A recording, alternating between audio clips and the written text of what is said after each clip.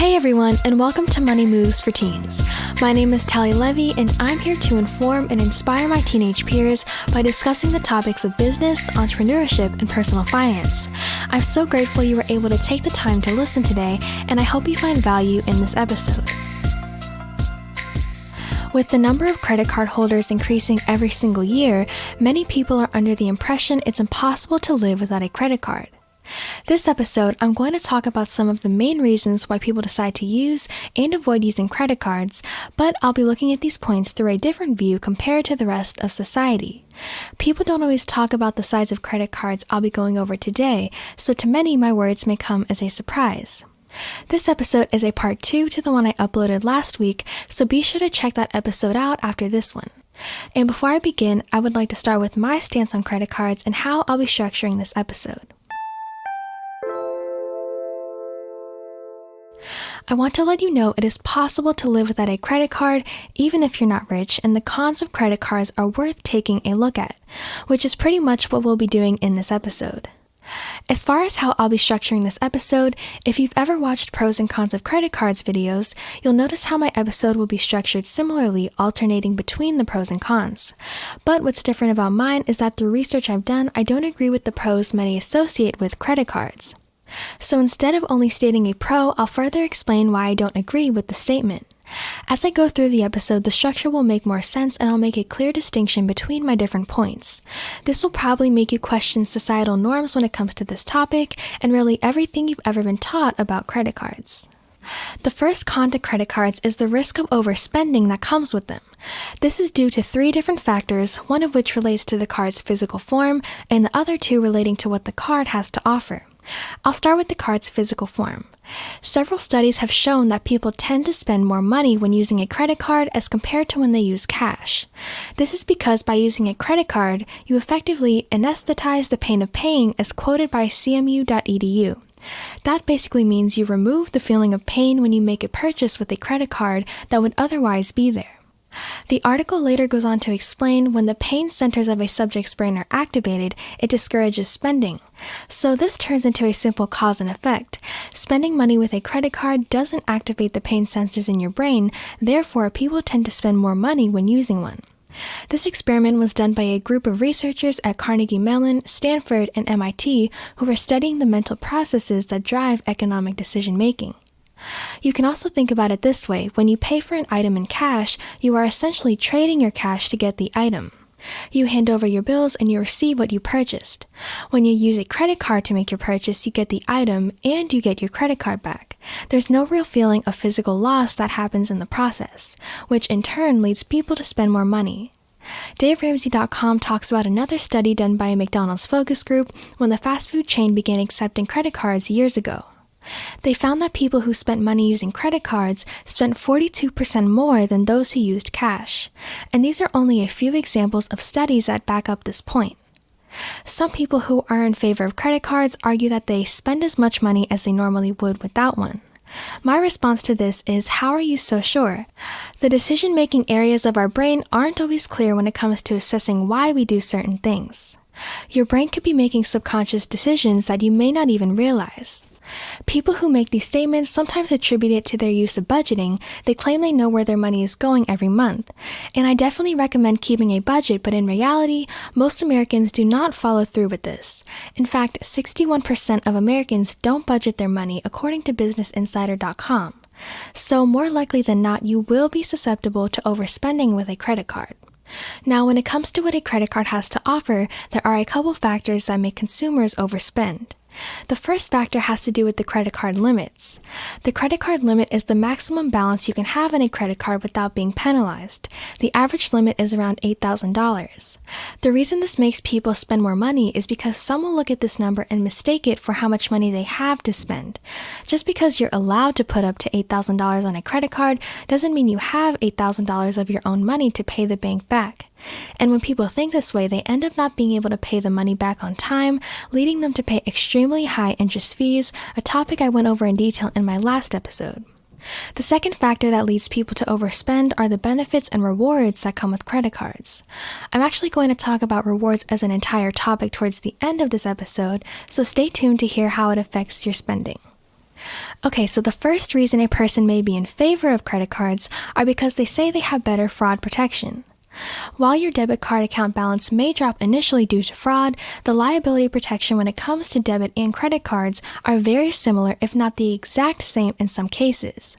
Visa, one of the largest companies in the industry, says on their website they have a zero liability policy and that you're protected if your Visa credit or debit card is lost, stolen, or fraudulently used.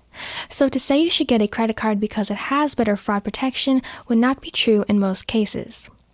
The second widely known con when it comes to credit cards is the stress of debt that comes with them.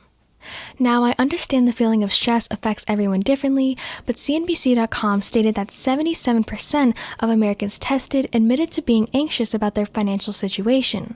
That's more than 3 out of every 4 people. They also found that the reason 45% of Americans tested were worried about their financial future was because of managing debt levels. That's a significant amount of people. And remember, by continuously using a credit card, you are continuously using debt to make your purchases. And debt can feel like a heavy weight to carry. You're constantly carrying the responsibility of paying the banks back. So these data points are a key factor to consider when it comes to credit cards. The next reason why people favor credit cards are because of the rewards offered. Airline miles, cashback, and credit card points all play a huge role as to why people get drawn into credit cards in the first place. And even through all of the points I've made in this episode, as well as in my last one, people still argue despite all of those things, the rewards make the credit card worth it. But most don't consider the downside to these rewards offered, which is what I'm about to cover. First, people should consider the overspending aspect. I talked about the majority of the credit card overspending topic earlier in this episode, and I mentioned that rewards contribute to that. This is because when you know a reward is waiting for you at the finish line in this case is reached by you spending money, what do you think that will make you do more of? Here's a common example. Say you go to the mall to buy a new phone case, and when you walk into the store, they have a buy 2 get 1 free sign in front of the row of phone case options. Well, in your head, that changes everything. The deal was enticing enough to you. You start to convince yourself that buying the second one will be worth it to get the free case. That may be because you decide you'd give one to your sister, or because of the most common claim, you now need the 2 cases for some reason, so why not receive the benefit of a free 3rd case? However valid your argument may be, there is still a shared outcome throughout all of these situations. You ended up spending more money than you had intended to. You walked in planning to buy 1 phone case, you ended up buying 2. So how does this relate to credit cards? Well, when you know you get 1,000 new credit card points if you just spend $200 more, because with those points you get a free ticket to a basketball game, that is more likely than not going to make you spend more money. Whether you are spending money with the intention to earn the credit card rewards or not, knowing that they're there will affect your subconscious decision-making process. Also, why do credit card companies advertise rewards? Because they work.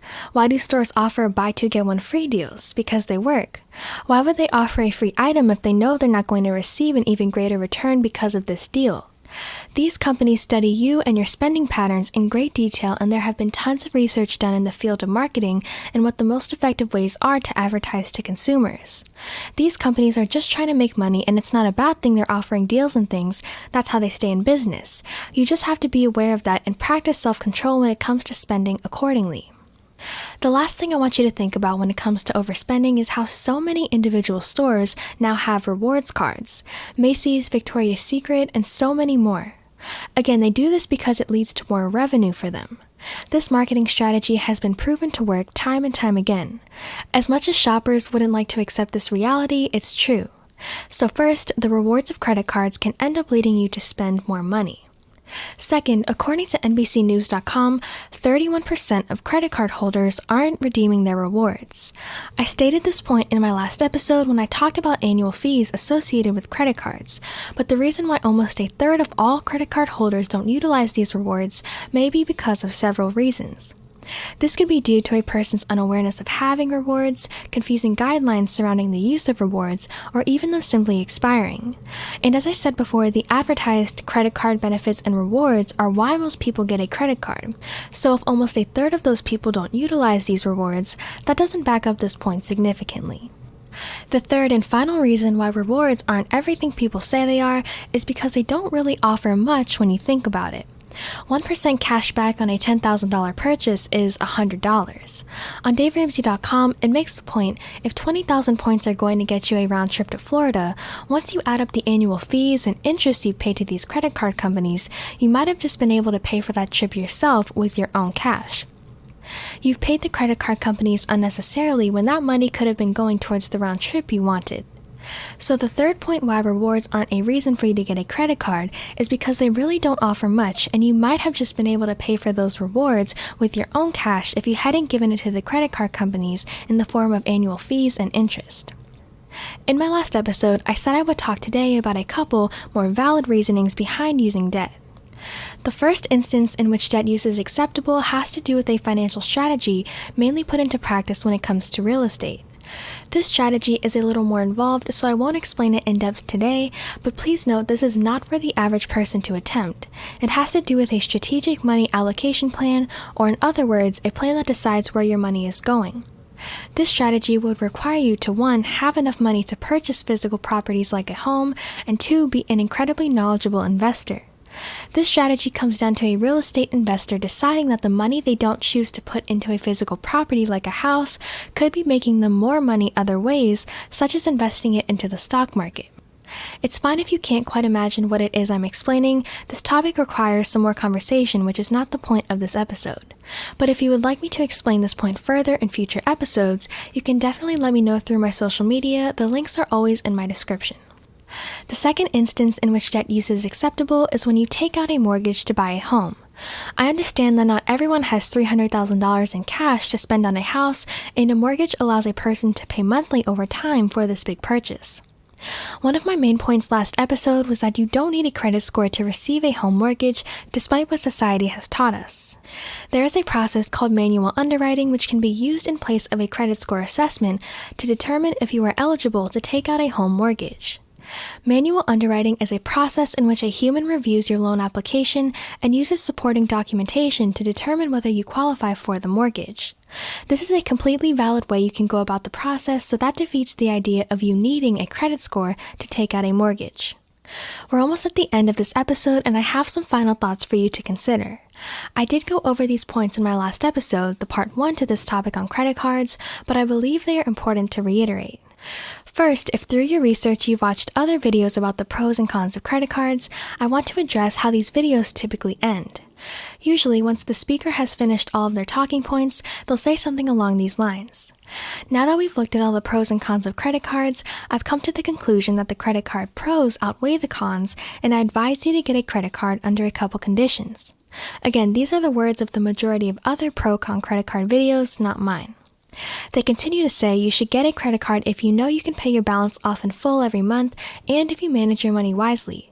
If you do those things, you should be good to go. Now, most people hear this and go out and buy a credit card, but I'll tell you what's wrong with their statement.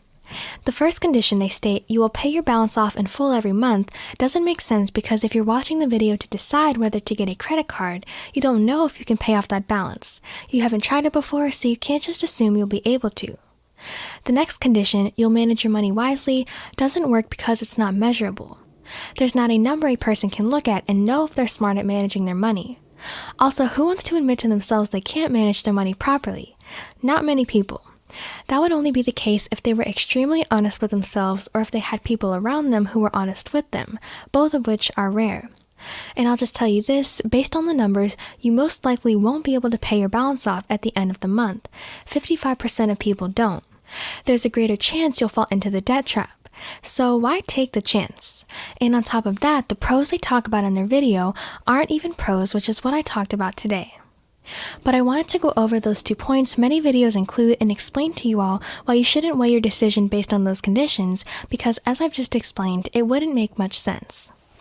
Lastly, even after everything I've just said, there will still be people who currently have a credit card who say, well, I pay my entire balance off at the end of every month, I spend as much as I normally would without one, and I receive all the credit card rewards, so I can use a credit card responsibly.